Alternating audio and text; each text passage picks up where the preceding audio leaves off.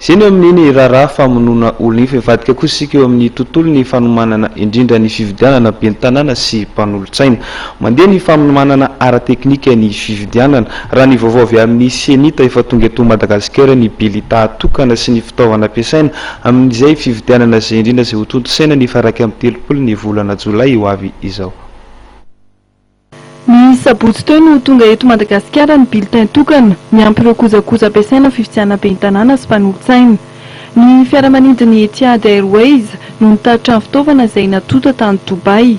Niarana indray ny fitaovana ny avy amin'ny senita sy ny PNUD.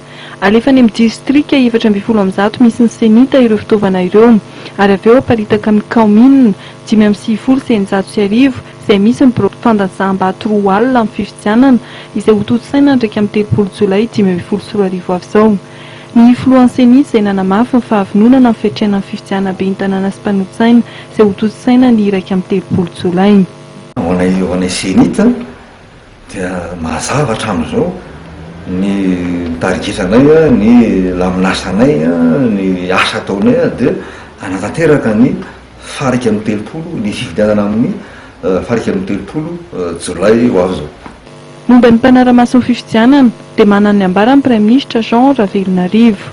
Rehefa nandray ny ambassadeur amerikanina teto sy nandray ny ambassadeur ny Union africaine dia nisy fanontaniana nipetraka hoe ianareo ve handefa observateur, dia namaly ny ambassadeur amerikana tamin'izay handefa observateur ay, ary namaly koa ny Union africaine hoe handefa observateur ay.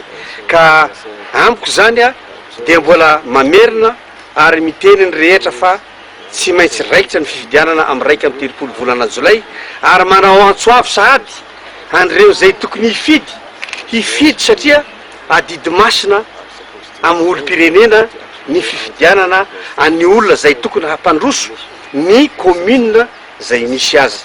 Zay ny fampandrosoana miainga any amin'ny fototra. Raha ny fantatra dia andray anjara feno amin'ny fanaraha-maso ny fividianana izay atao ndraiky amin'ny 30 Jolay 2024 ny fiarahamonim-pirenena malagasy.